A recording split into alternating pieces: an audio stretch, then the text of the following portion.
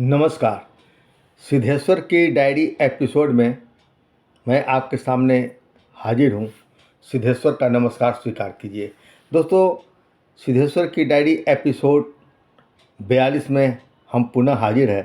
और जैसा कि आप जानते हैं कि प्रत्येक सोमवार की रात्रि 9 बजे से 10 बजे तक हम एक साहित्यिक विविध कार्यक्रम को लेकर हम आपके सामने उपस्थित होते हैं।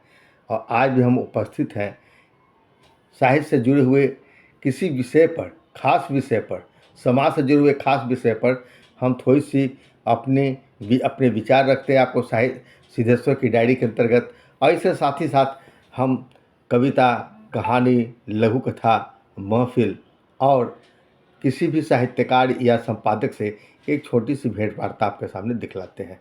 आज हमारा जो विषय होगा वह तो मैं बतलाऊंगा, यह बतला दूं कि आज हमारे साहित्यिक मित्र हैं डॉक्टर अनुज प्रभा से एक छोटी सी भेंट वार्ता भी मैं आपके सामने प्रस्तुत करूंगा। उनकी जो नई पुस्तक आई है उस पुस्तक पर चर्चा भी करूंगा और साथ ही कुछ कविता, कहानी, लोककथा तो रहेगी ही। आप कृपया अनवरत बने रहेंगे। यूट्यूब चैनल पर शायद ही आपको इस तरह का कार्यक्रम देखने को मिलता होगा।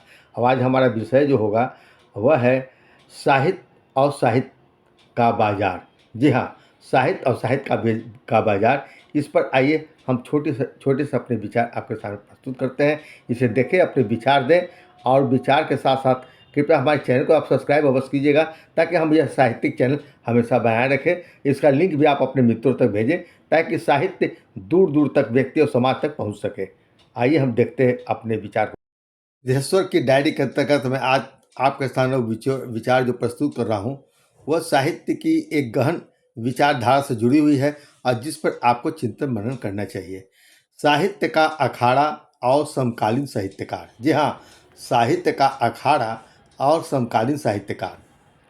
परिश्रम और मेहनत से लिखी गई रचनाएं मुख्य धारा की पत्रिकाओं तथा बड़े प्रकाशकों के द्वारा छाप तो दी जाती है। एक वरिष्ठ लेखक के ऐसे विचार का जवाब देते हुए एक रचनाकार ने बिल्कुल ठीक कहा कि वह समय बदल गया। अब श्रेष्ठ रचनाओं का मूल्यांकन भी उचित रूप से नहीं हो पाता और स्तरीय रचनाएं तो स्थान पा लेती है, लेकिन कभी कभी स्तरीय और अस्तरीय रचनाओं का मूल्यांकन करना बड़ा मुश्किल हो जाता है। वह इसलिए कि मुँह देखी के आधार पर रचनाओं का प्रकाशन होता है और नए पुराने रचनाकारों को एक मंच नहीं प्रदान किया जाता। अब ईमानदार और पारखी संपादकों की संख्या पहले की अपेक्षा घट गई है। बस थोड़े से रह गए हैं। अच्छी रचना छापने के लिए भी परिचय चाहिए। दूसरे शब्दों में कहें तो आजकल अधिकतर नाम छपता है, रचना नहीं। पद और कद को ही लोग देखते हैं। निश्चित तौर पर संपादक इतने ईमानदार होते तो पत्र पत्रिकाएं रोज बंद होती नजर नहीं आती।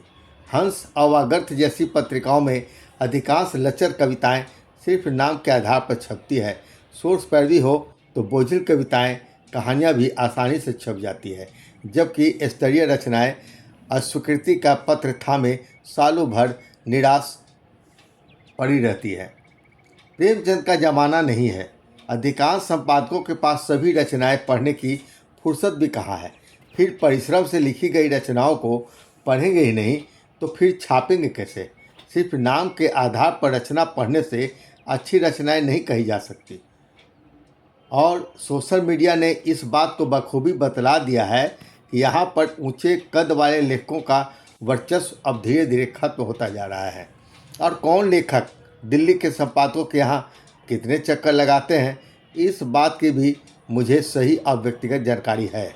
कई संपादक तो कहते हैं मुझे छापनी है 4-5, फिर मैं सैकड़ों रचनाएं पढ़ने की ज़रूरत क्यों महसूस करूं, जबकि वह मुझे व्यक्तिगत तौर पर मिल ही जाती है। पद, प्रतिष्ठा, पैरवी सब कुछ ध्यान रखना पड़ता है भाई। पत्रिका का प्रकाशक तो मैं हूँ जो अपनी मनमानी करूँ। भाई, मैं प्रकाशक नहीं संपादक हूँ। और प्रकाशकों का यह भी कहना है कि आप जिस तरह से चाहें रचनाओं का चयन करें। लेखकों को पारिश्रमिक और मुझे वेतन वे देते हैं, फिर उनकी मर्जी कैसे नहीं चलेगी। मेरी इन बातों से अब आप समझ गए होंगे कि मुख्य धारा की पत्र पत्रिकाओं के संपादक अपनी पत्रिका में स्थान की कमी बतलाते हुए एक रचनाकार की रचनाएं कई कई बार दोहरा कर छापते हैं और कई अच्छी अच्छी रचनाएं लिखने वाले रचनाकार की को व्यवस्था बतलाते हैं कि हमारी रचना कि हमारे पास भीड़ बहुत अधिक है, रचनाएं अधिक है और मैं स्थान देने में मजबूर हो जाता हूँ। लेखकों का अभाव हो गया है। आप ही बतलाइए कि अच्छी रचनाओं का अभाव हो गया है या फिर हमारे पास अच्छी रचनाएं पढ़ने की फुर्सत नहीं है। जब साहित्य अकादमी जैसे पुरस्कार सोर्स पैरवी और पूर्वाग्रहित होकर मिलते हैं तो फिर राष्ट्रीय रचनाओं के प्रकाशन की बात तो बहुत दूर की हो जाती है।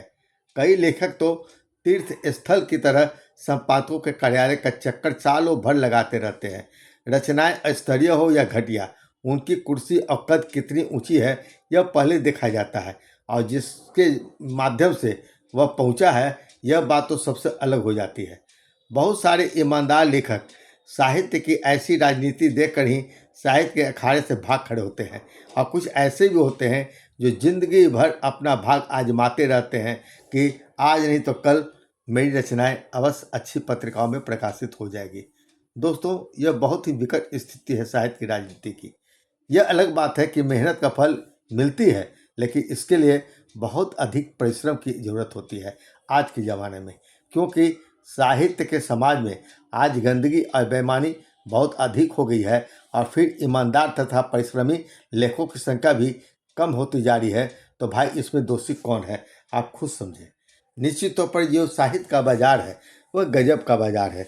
आप साहित्य पुस्तक मेले चले जाएं, किसी भी पुस्तक मेले में चले जाएं, आपको अधिकांश पाठक जो पहले के लेखक, पुराने लेखक हैं, जैसे जयशंकर प्रसाद हुए, प्रेमचंद हुए, फणीश्वर नाथ रेणु हुए, विमल मित्र हुए या हरिवंश राय बच्चन हुए, निराला हुए, इन लोगों की रचनाएं ही इन लोगों की रचनाएं ही अधिक बिकती है।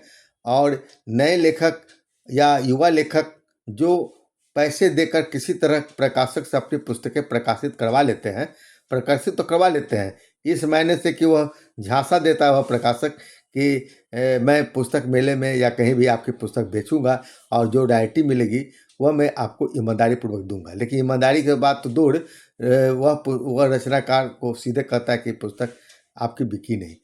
यह सच है कि नए रचनाकारों या जो अनामी रचनाकार होते हैं उनकी पुस्तकें कम बिकती हैं, कुछ ना कुछ तो अवश्य बिक जाती हैं किसी तरह, लेकिन प्रकाशक एक पैसा भी देने को तैयार नहीं होता। ऐसी स्थिति में यह जो साहित्य का बाजार है वह गजब का बाजार है। दोस्तों, आपको इस बाजार में अगर टिके रहना है तो अपने बलबूते अपने सृजन पर लगातार देने की ज़रूरत है। हम कितना बेहतर लिख ले या सामान्य लिखते हैं, हम हर लेखक चाहता है कि हम बेहतर ही लिखें, लेकिन वह झूठे मान सम्मान पुरस्कार के पीछे इतना श्रम अपना बर्बाद कर देता है कि उसे फुर्सत ही नहीं मिलती कि वह अच्छी रचनाओं को पढ़ सके, कुछ सीख सके और बेहतर रचना का सृजन कर सके। दोनों ही स्थितियां हमारे सामने है। एक है कि हम सोर्स पैरवी के आधार पर या छोटे मोटे सम्मान के पीछे दौड़ते हुए अपना श्रम व्यय करते हुए हम साहित्य का अध्ययन ना करें और कमज़ोर रचनाएं किसी तरह लिखकर सोशल मीडिया के पटल पर डालकर संतुष्ट हो ले कि हमारी बात बहुत दूर तक पहुंच रही है, हम एक सफल लेखक है। लेकिन सफल लेखक वही है जो ईमानदारी पूर्वक अध्ययन करते हुए, साहित्य का अध्ययन करते हुए और परिश्रम पूर्वक सृजन करते हुए अपने अपने आदर्श और नैतिकता के राह पर चलते हुए कोशिश करता है कि आज नहीं तो कल हम उस मंजिल को अवश्य प्राप्त कर लेंगे जहां अच्छे साहित्यकार पहुंचते हैं।